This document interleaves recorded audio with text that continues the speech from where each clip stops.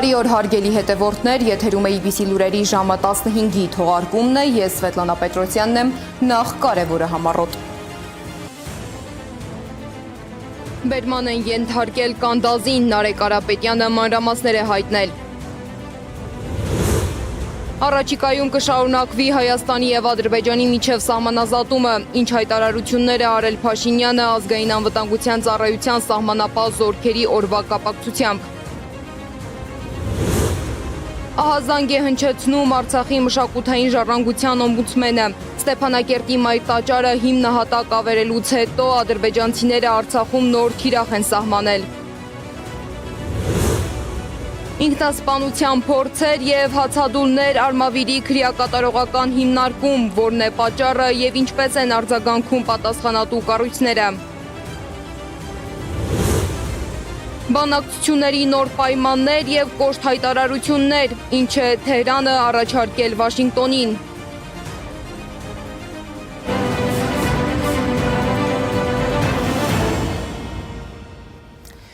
Բերման են ենթարկել ուժեղ Հայաստան կուսակցության անդամ հետախույզ Արթուր Ավանեսյանին, կանդազին։ Տեղեկությունը հաստատել է կուսակցության առաջին համար Նարեկ Կարապետյանը։ Նա Facebook-ի իր էջում գրառում է արել։ Մեջբերում եմ։ Հակակոռուպցիոն կոմիտեին մաղթում եմ խաղաղ հարցաքննություն, ազերիների երազանքները իրականացնողներին պետք է փոխենք հայերի երազանքները իրականացնողներով։ Մեջբերման ավարտ։ Մամուլում տարածված տեղեկությունների համաձայն Ավանեսյանը բերման է ենթարկվել ընտրակաշառք տալու կասկածանքով։ Մինչ այդ քննչական կոմիտեն հայտնել է, որ Շիրակի մարզային քննչական վարչությունում քննվող քրեական վարույթով 4 անձի նկատմամբ հարուցվել է հանրային քրեական հետապնդում, քաղաքացիներին, այդ թվում անչափահասներին ուժեղ Հայաստան դաշինքի հավաքին մասնակցելու համար նյութապես շահագրգռելու կասկածանքով։ Ըստ տվյալների նրանց խոստացել են 10,000 դրամ մասնակցության դիմաց։ Մեղադրյալներից մեկի նկատմամբ կիրառվել է տնային կալանք և բացակայելու արգելք, մյուս երկուսի նկատմամբ վարչական հսկողություն և բացակայելու արգելք, իսկ անչափահասի նկատմամբ դաստիարակչական հսկողություն։ Կուսակցությունը դեռ չի մեկնաբանել քննչական կոմիտեի հաղորդագրությունը։ Իսկ Իմ քայլը բարեգործական հիմնադրամի գործադիր տնօրեն Աննա Հակոբյանը հայտարարել է, որ դիտարկում է անկախ դիտորդ դաշինքի անդամ Դանիել Իովանեսյանի դեմ քրեական գործ հարուցելու հնարավորությունը հիմնադրամի գործարար համբավին և հեղինակությանը հասցրված վնասի համար։ Անկախ դիտորդ դաշինքի ֆեյսբուքյան էջից և մամուլի հրապարակումներից տեղեկանում ենք, որ անկախ դիտորդը ապրիլի 22-ին դիմում է ներկայացրել ուղարկել վարչական դատարան, որի համար հիմք են հանդիսացել ընտրություններին նախորդող այս փուլում Իմ քայլը հիմնադրամի կողմից իրականացվող բարեգործական միջոցառումները։ Իրենք քարոզչական ուղղակի փաստեր չեն հայտնաբերել, սակայն հիմնադրամի բարեգործական ծրագրերն ու իմ կերպարը ասոցացրել են իշխող քաղաքական ուժի հետ։ Իմ քայլը ասոցացվում է քաղաքացիական պայմանագրի հետ, փաստ է Աննա Հակոբյանի ասոցացումը, ասում են նրանք, և ինչպես նշված է ազատության հոդվածում, եթե վարչական դատարանում ապացուցվեն Իմ քայլը հիմնադրամի խախտումները, ինձ սպառնում է տուգանք մինչև 6 միլիոն դրամի չափով։ Ես այժմ հայտարարում եմ, որ սույնով խախտվել են իմ սահմանադրությամբ, մի շարք օրենքներով և միջազգային կոնվենցիաներով պաշտպանվող իրավունքները։ Իսկ վերջին շրջանում ձերբակալություններն ու կալանավորումները ավելացնում են քրեակատարողական հիմնարկներում պահվող անձանց թիվը, որին զուգահեռ էլ Արմավիր քրեակատարողական հիմնարկում արդեն նկատվում են մտահոգիչ զարգացումներ։ Օրինակ, արձանագրվել են հացադուլների և ինքնասպանության փորձերի դեպքեր։ Որն է դրանց պատճառը և ինչպես են արձագանքում պատասխանատու կառույցները, ռեպորտաժում։ Արմավիր քրեակատարողական հիմնարկում մարտից հացադուլների և ինքնասպանության փորձերի շղթա է սկսվել։ Ինքնասպանության փորձի 6 դեպք է եղել մարտից ի վեր։ Երկուսը բողոքել են, նշելով, որ պատճառը ոչ պատշաճ տրամադրվող բժշկական օգնությունն է։ Դատապարտյալներից մեկը նախ հացադուլ է սկսել, ապա ինքնասպանության փորձն է արել։ Նրա հարազատը պատմում է, այս ընթացքում դատապարտյալին տեղափոխել են հիվանդանոցից հիվանդանոց, բայց նա որևէ բուժում չի ստացել։ Երբ որ դու թուղթը պահանջում ես, ասում դու իրավունք չունես պետության մասնա, դա ինչ է արվել դեպի։ Ես չեմ հասկանում, ես մասնակից կոչել բժիշկ եմ։ 4 ամիս մենակ հետազոտում եմ։ Այս դատապարտյալը միակը չէ, որ ինքնասպանության փորձ է արել պատշաճ առողջական օգնություն չստանալու պատճառով։ Դատապարտյալները պնդում են, դիմում են քրեակատարողական ծառայությանը, բայց որևէ արձագանք չեն ստանում։ Քրեակատարողական բժշկության կենտրոն ՊՕԱԿ-ից հայտնում են, խնդիրը ՔԿՀ ՊՕԱԿ կապը չէ։ Բուժօգնության կազմակերպման բաժնի պետը խնդիրը դատապարտյալների հետ է կապում։ Այդ դեպքերից երկու կախվելու եղանակով ինքնասպանության փորձի դեպքերից մեկը Արմավիր քրեակատարողական հիմնարկում անձը, ում համար արվել է, արվում է ու առհասարակ չկա ցուցում, որ արված չլինի։ Երկրորդ դեպքը շտապ դեպք է, շտապ առողջական խնդիր է առաջացել, որ ինքը պահանջել է հենց այդ պահին,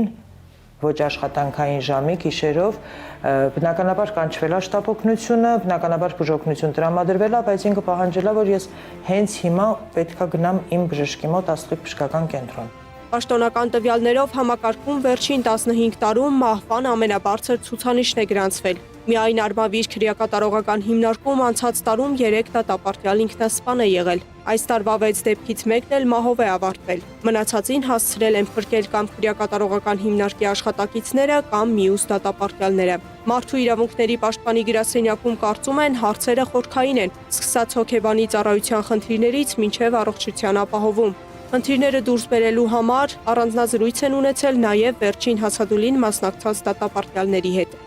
Հիմնական խնդիրները դրանք վերաբերել են կալանքի կիրառման հետ, համաչափությանը, վերաբերել են առողջության պահպանման իրավունքի իրացման հետ, դրանք վերաբերել են հոգեկան առողջության խնդիրներին, տարբեր միջանձնային հարաբերություններին, պատճառները շատ տարբեր են եղել։ Այդ թվում անձնական, ընտանեկան խնդիրներին առնչվող հարցեր են եղել։ Խնդիրները կարգավորելու համար մարդու իրավունքների պաշտպանը իր տարեկան զեկույցում իրավասու մարմիններին կոչ է արել ռիսկի գնահատում իրականացնել եւ մեթոդներ մշակել։ Թեև քրեակատարողական բժշկության կենտրոնում նշում են, որոշ դեպքերում ինքնավնասումը դառնում է գործիք պահանջը առաջ տանելու համար, մարդու իրավունքների պաշտպանի գրասենյակում Արմավիր քրեակատարողական հիմնարկի վիճակը մտահոգիչ են համարում, շեշտելով, որ կան չլուծվող համակարգային խնդիրներ։ Քրեակատարողական հիմնարկից իրավիճակը որևէ կերպ չմեկնաբանեցին, ընտրեցին գրավոր հարցում ուղարկել։ Սեդակ Գյուրեղյան, Էդիկ Մալաքյան, Նոնա Գևորգյան, ABC Media։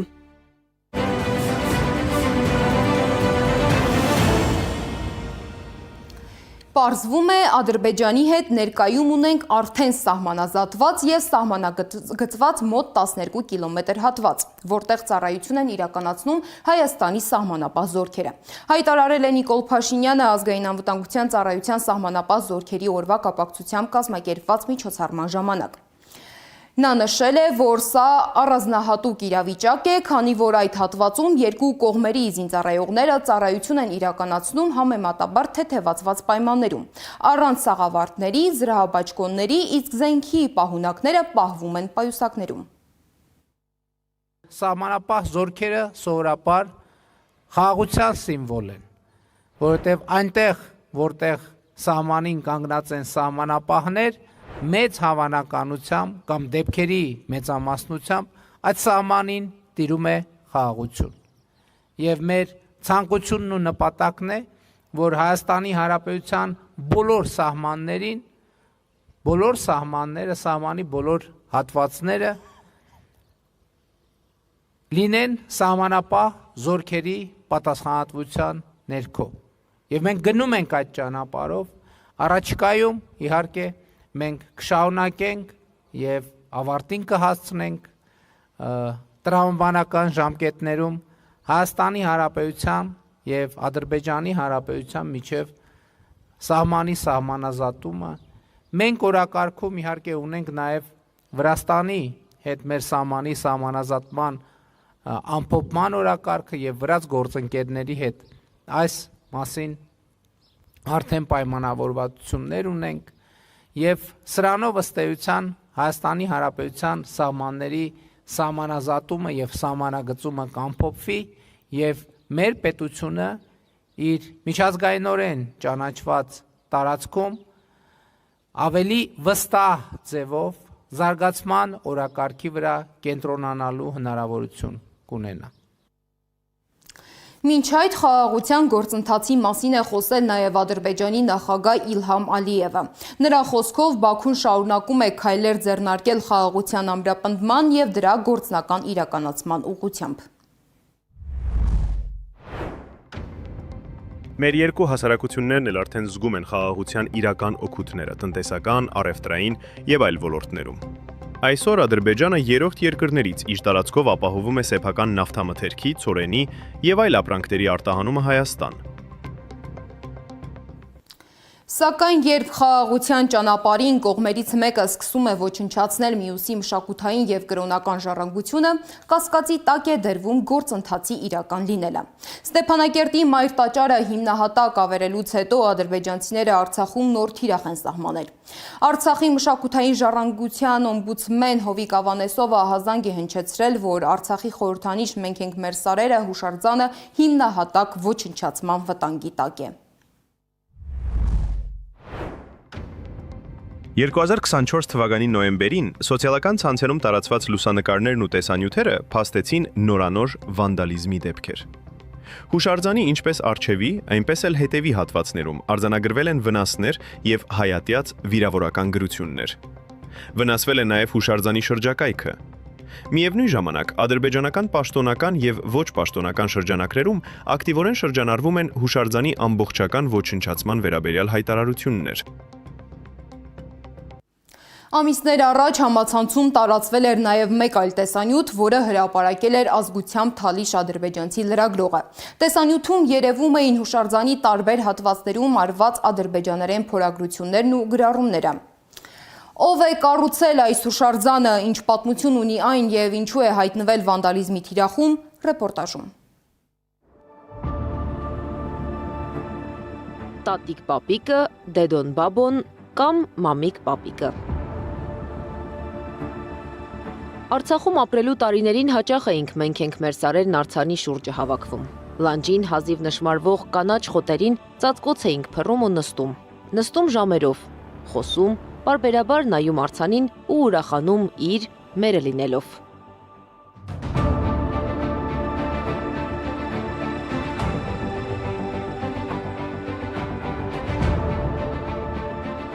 Պատերազմից ու Արցախի բռնագաղթից հետո խոր հոգոցն ու լուսանկարներն են մնացել հակարից այս կողմ։ Այն կողմում տատիկ պապիկն են, դեդոն բաբոն կամ մամիկն ու պապիկը, որ պղծելու գործին է անցել Բաքուն։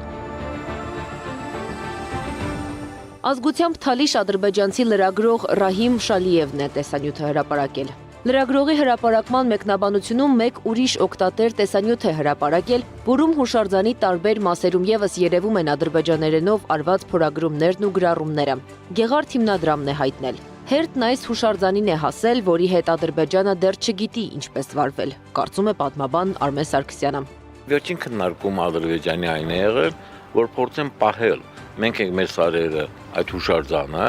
հաշվի առնելով, որ իբր այդ հուշարձանը հենվելով նրա վրա, որ այդ հուշարձանը 69 թվականին է սարքվել եւ դա սարքվել այն ժամանակ, երբ Լեռնային Ղարաբաղի ինքնավար մարզ կար։ Այսինքն Բաքուն ուզում է ցույց տալ, թե իբր իր պետության սիմվոլն է եւ չի քանդում այն։ Մինչդեռ 1967 թվականին Սարգիս Բաղդասարյանի նախագծով կառուցված հուշարձանն Արցախի հայկականության ու հազարամյակներ այնտեղ ապրելու խորհրդանիշն է։ Պատմաբան Սարգսյանը հիշեցնում է բացման ժամանակ Բաղդասարյանի պատասխանը, երբ հարցրել են, որտեղ է տատիկ պապիկի ոտքերը, ինչու են նրանք գետնին կիսատ քանդակված։ Ասել է, որ ոտքերը շատ խորը թաղված են հողի մեջ։ Տատիկ ու պապիկը ղարաբաղցիների ասած կամ մենք ենք մեր սարերը հուշարձանը խոր ու արժեքային համակարգ ունի։ Դա սիմվոլիկ մի արժեք է, որը մատնանշում է ոչ միայն տատիկին ու պապիկին, այլ մեր նախնիներին։ Մենք ենք մեր սարերը հուշակոթողի հետ Բաքուն վարվում է այնպես, ինչպես Արցախի 1000-ից ավելի հուշարձանների հետ։ Քանդում են, աղվանական կոչում, գերեզմաններ նավիրում, դրանց վրա կեղծ պատմություն գրում։ Կարծելով, որ դա արդեն վերջնականապես իրենց տարածքն է, որոշում են որպես նոր իրենց համար նոր պատմություն կերտել, այսինքն փորձում են հայկականությունը, հայացիությունը վերացնել, հայացի կերպարը վերացնել։ Արցախում 5000-ից ավելի հայկական հուշակոթողներ են մնացել Ադրբեջանի վերահսկողության տակ։ Պայթեցրել են Շուշիի, Հադրութի եկեղեցիները, Ստեփանակերտում գտնվող ազգային ժողովի շենքը։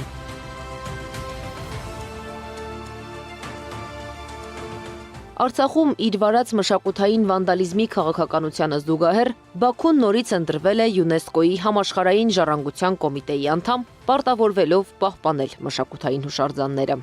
Անի Աբաղյան, Նոնա Գևորգյան, ABC Media։ Պատգամավոր Տիգրան Աբրահամյանն էլ վստահ է, որ Բաքուն օկուպացված Արցախում ոչնչացնում է հայկականությունը, քանի որ կանաչ լույս ունի պաշտոնական Երևանից։ Նրա խոսքով Հայաստանի գործող իշխանության կրավորական արձագանքները արտաքին աշխարհին փոխանցում են վտանգավոր ուղերձներ։ Թե ինչ ուղերձների մասին է խոսքը, լսենք։ Առաջին, Ադրբեջանին արտոնում են շարունակել ցեղասպան քաղաքականությունը։ Երկրորդ, միջազգային հանրությանը իրազեկում են, որ Հայաստանը առանձնապես խնդիրներ չի տեսնում ադրբեջանական վանդալիզմում եւ լուրջ քայլեր ձեռնարկելու անհրաժեշտություն չկա։ Արցախում ոչնչացվում է հայկականությունը, մեր հազարամյակների հետքն այս տարածաշրջանում, եւ դա արվում է կառավարության շենքից տրվող կանաչ լույսի մշտական արկայծման պայմանում։ Իսկ հայոց ցեղասպանության վերաբերյալ պաշտոնական Երևանի մոտեցումները եւս հակասական են։ Ապրիլի 24-ը միայն հիշատակի օր չէ, այն նաեւ հանրային խոսքի, արժեքների եւ պատմական շեշտադրումների փորձաքար է։ Սակայն այս տարի ուշադրության կենտրոնում հայտնվեց ոչ միայն բովանդակությունը, այլև դրա ներկայացման ձևը։ Ինչու որոշ դրվագներ դուրս մնացին տեսադաշտից, Անի Աբաղյանն է պատմում։ Հայոց ցեղասպանության թանգարան ինստիտուտը կայքեջից հեռացրել է կաթողիկոսի այցը լուսաբանող նյութը։ Մամուլը գրում է նաև 2 աշխատակիցներին հեռացնելու մասին։ Տեղեկությունը համապատասխանում է արդյոք իրականությանը։ Փորձեցինք պարզել թանգարան ինստիտուտից։ Տեղեկացնում եմ, որ մեր հեռախոսազանգը ձայնագրվում է։ Ուզում եմ խոսել լրատվության բաժնի աշխատակիցների հետ, չեմ կարողանում, նաև տնօրենի հետ եմ ուզում կապ հաստատել, չի ստացվում։ Նրանք անջատում են։ Ես միանում եմ, բայց նրանք անջատում են, չեն պատասխանում։ Շատ լավ։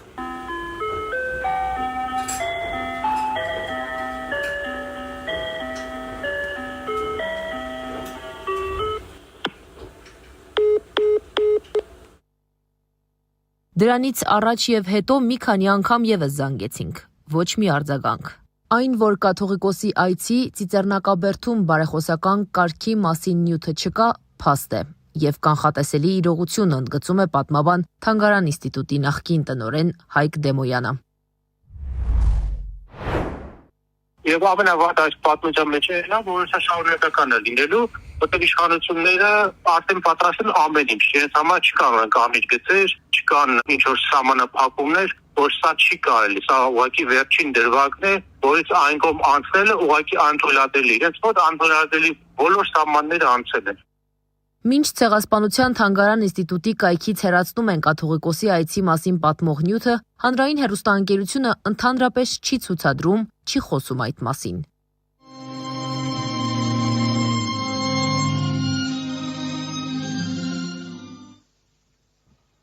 Բարև ձեզ։ Այսօր լրանում է հայոց ցեղասպանության 111-րդ տարելիցը։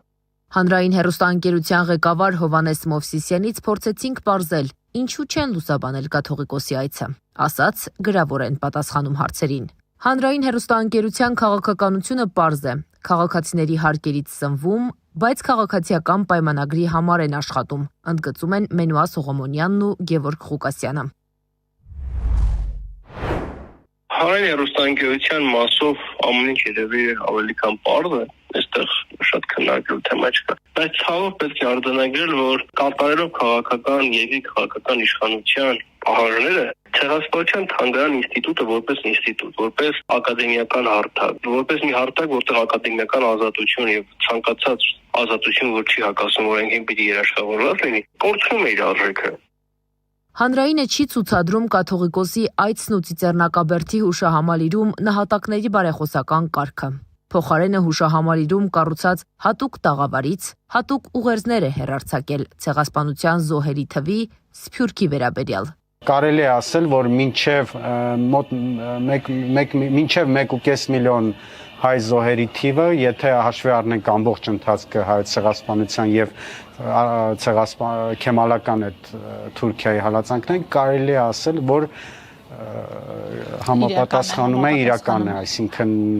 իրականությանը կարող է համապատասխանել, եթե հաշվի առնենք ոչ միայն ուղիղ կոտորածների, այլ նաև սովից համաճարակներից զոհերի թիվը։ Հայկ Դեմոյանի խոսքով Թաթոյանը ինստիտուտի այն գիտաշխատողներից է, որ պատմությունը լավ գիտի, պարզապես ծուղակն է ընկել։ Ինքը ամբողջին ծնելով դրվել է խարդավանքներին եւ իրեն հարմարեցրել են իր հնչյալ մտքերը, թեզերը հարմարեցրել են այսօրվա կպահական նիկոլական թեզերին ակնհայտ է։ Կիրո Մանոյանի խոսքով Ռոբերտ Թաթոյանի խոսքը այնպես չէ, թե սխալ է։ Հարցն այն է, թե ինչպես են ներկայացնում հանրությանը։ Գիտականորեն շատ սխալ բան չկա, այսինքն այնպես չէ, որ 1.5 միլիոնը չարտվեր է։ Ցեղասպանությունը նշանակում կարտել։ Ցեղասպանությունը նշանակում է ունենալ հստակ դիտավորություն, այդ դիտավորությունը լինի ինչ-որ էթնիկ ազգային խումբ բնաճնչելու, ամբողջությամբ կամ մասնագի բնաճնչելու քաղաքականություն, նույնիսկ քայլ առնելու պետք ունի, որովհետեւ ցեղասպանություն լինի։ Եվ ճիշտ է, որ չէ որ 1.5 միլիոնը զոհվել են, նահատակվել են, բոլոր անպայման ծրից են անցած, ստեղծել են պայմաններ, օրվա Օսմանյան Թուրքիայի իշխանությունները ստեղծել են պայմաններ, որ հստակ էր, որ արդյունքը պիտի լինի ոչնչացում հայտնականց մեխանալը։ Սրով արել են, ծոված պահելով արել են, դա ոչինչ չի բաղկացնում ցեղասպանության փաստից։ Հանրային հեռուստաընկերությունը հատուկ տաղավարից մեկ այլ հատուկ ուղերձ էր ցուցադրել Սփյուռքի վերաբերյալ։ Եթե ցեղասպանության վերաբերյալ Հայաստանի արտաքին գործոց նախարարը հայտարարում է կամ Հայաստանի արտաքին քաղաքականության մեջ ասում է ցեղասպանությունը առաջնայինը չի մեր պետական քաղաքականության մեջ, վա, ինչպես կարելի է, զարմանում եմ, այսինքն իրենց համար զարմանք է առաջացնում, այն ինչ որ եթե գիտակցենք պետությունը ունի իր առաջնային խնդիրները եւ բնականաբար ցեղասպանությունը մտնում է այդ ամբողջ ծրագրի մեջ, բայց չի կարող դառնալ առաջնային, այս հարցը արդեն ինքը մի խնդիր է, որ շատերը չեն ընտրում։ Շվեդիայի Սփյուռքի հանձնակատար եւ Եվրոպայի հայերի համագումարի նախագահ է ներկայացել Կարո Հակոբյանը։ Նրա խոսքով Սփյուռքը պետք է ունենա նոր մտածելակերպ, նոր ժամանակներին համապատասխան։ Բայց Սփյուռքում Կարո Հակոբյան անուն ազգանունով ներկայացուցիչը գրեթե դերակատարում չունի, նշում են Գևորգ Ղուկասյանն ու Կիրո Մանոյանը։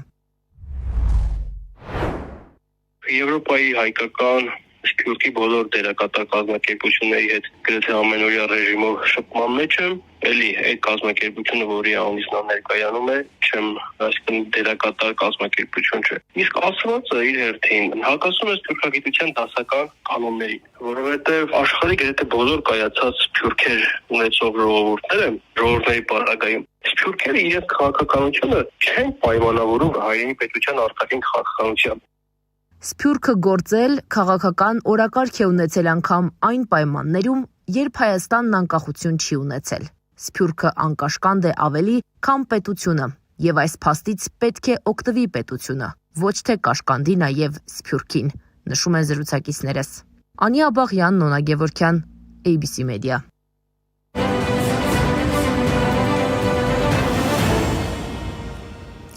ԱՄՆ նախագահ Դոնալդ Թրամփը հայտարարել է, որ Իրանը կարող է կապ հաստատել Վաշինգտոնի հետ, եթե ցանկանում է բանակցել։ Միևնույն ժամանակ նա ընդգծել է, որ ցանկացած քննարկում հնարավոր է միայն այն դեպքում, եթե Թեհրանը հրաժարվի միջուկային զենք ստեղծելու ծրագրից։ Նրա խոսքով հակառակ դեպքում հանդիպումը պարզապես իմաստ չունի։ Միաժամանակ Իրանը շարունակում է պնդել, որ իր միջուկային ծրագիրը բացառապես խաղաղ նպատակներ ունի։ Այս ֆոնին Axios գործակալությունը հղում անելով ամերիկացի պաշտոնյայի հայտնում է, որ Իրանը Պակիստանի միջնորդությամբ առաջարկել է ԱՄՆ-ին վերաբացել Հորմուզի նեղուցը եւ դադարեցնել ռազմական գործողությունները։ Ըստ նույն աղբյուրի առաջարկը ենթադրում է նաեւ հրադադարի երկարաձգում կամ հակամարտության դադարեցման համաձայնություն։ Միջազգային մյուս լուրերը հավաքագրել է Զարա Սարգսյանը։ Վաշինգտոնի Հիլթոն հյուրանոցում Սպիտակ տան թղթակիցների ասոցիացիայի ամենամյա ընթրիքի ժամանակ կրակոցներ են հնչել։ Գաղտնի ծառայության աշխատակիցներն անմիջապես Թրամփին ու նրա կնոջը դուրս են բերել։ Մյուս հյուրերը թաքնվել են սեղանների տակ։ Նախագահը չի տուժել, սակայն գաղտնի ծառայության մեկ աշխատակից վիրավորվել է։ Հարձակվողը 31-ամյա ուսուցիչ է Կալիֆոռնիայից, նա ձերբակալվել է։ Հարցաքննության ժամանակ նա հայտարարել է, որ ցանկանում էր կրակել նախագահի վարչակազմի անդամների վրա, առանց Թրամփին որպես թիրախ նշելու։ Տեղի ունեցածն ինձ չի խանգարի հաղթել Իրանի դեմ պատերազմում։ Չգիտեմ, սա որևէ կապ ունի դրա հետ, թե ոչ, ըստ մեր տեղեկությունների չեմ կարծում, թե կապ ունի, միջադեպից հետո հայտարարել է Դոնալդ Թրամփը։ Իրանն ունի մոտ 3 օր նախքան նրա նավթային ենթակառուցվածքները կպայթեն, այս հայտարարությունն էլ Թրամփն արել է Fox News-ին տված հարցազրույցում։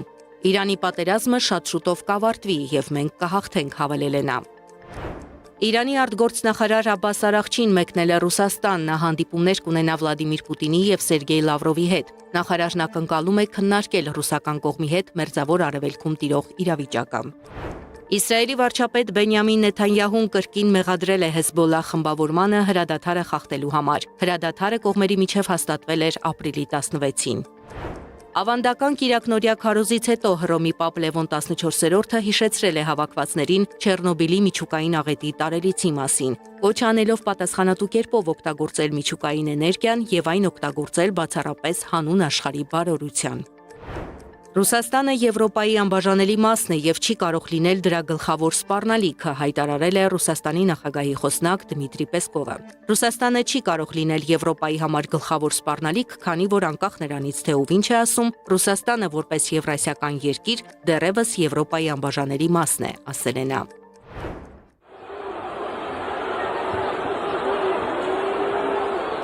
Եվ վերջում կռիվ ռինգում հանդիսատեսի մասնակցությամբ։ Թուրքիայի Տրապիզոն քաղաքում անցկացվող բռնցքամարտի մրցաշարում զանգվածային ծեծկռտուք է տեղի ունեցել։ Թուրք բռնցքամարտիկ Էմիր Հանքալքանը ռինգ է դուրս եկել ռուս Սերգեյ Գորոխովի դեմ UBO-ի աշխարհի տիտղոսի համար։ Երրորդ ռաունդում նրանց միջև վեճ է սկսվել։ Այն արագորեն վերաճել է զանգվածային կռվի, որին մասնակցել է նաև հանդիսատեսը։ Ծեծկռտուքի պատճառով մենամարտն ընդհատվել է, հետաքննություն է սկսվել։ Զարա Սարգսյան, Նոնա Գևորգյան, ABC Media։ Այս ժամի համար նախատեսել ենք այսքանը, շարունակեք հետևել մեզ սոցիալական բոլոր ցանցերում կամ այցելեք մեր պաշտոնական կայք www.abcmedia.am։ Շնորհակալություն, որ մեծ հետ էիք, ABC Newsroom հաղորդման հերթական թողարկումը ժամը 18-ին է։ Տաղավարում կաշխատի Աննա Սարգսյանը։